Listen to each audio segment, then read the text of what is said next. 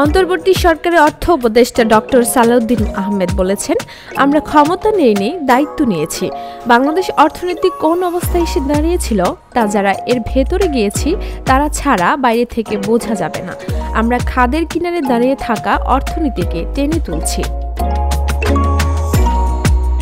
শনিবার রাজধানী সিএ ভবনের আইসিএবি মিলনায়তনে বণিক বার্তার আয়োজনে গভর্নরের স্মৃতিকথা গ্রন্থের মোড়ক উন্মোচন ও আলোচনা সভায় কথা বলেন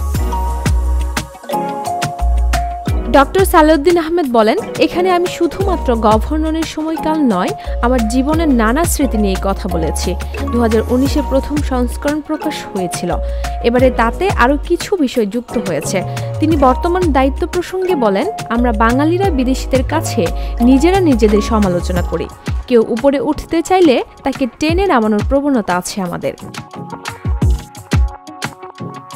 অন্যান্যর মধ্যে বক্তব্য রাখেন ঢাকা বিশ্ববিদ্যালয়ের উন্নয়ন অধ্যয়ন বিভাগের অধ্যাপক doctor Rasheda Titumir, centre for policy ডায়ালগের ফেলো অধ্যাপক মুস্তাফিজুর রহমান, অর্থনীতিবিদ ও বাংলাদেশ উন্নয়ন গবেষণা পরিষদের সাবেক গবেষণা পরিচালক ডক্টর রুশিদান ইসলাম রহমান, অর্থনীতিবিদ ডক্টর মাহবুবুল্লাহ, এনবিআর-এর সাবেক চেয়ারম্যান আব্দুল মজিদ, ঢাকা বিশ্ববিদ্যালয়ের ডেভেলপমেন্ট স্টাডিজ বিভাগের অধ্যাপক ডক্টর মারুফুল ইসলাম, সাবেক ব্যাংকার ও লেখক মারুফ মঈনুদ্দিন। ডেস্ক রিপোর্ট, ভোরের পাতা।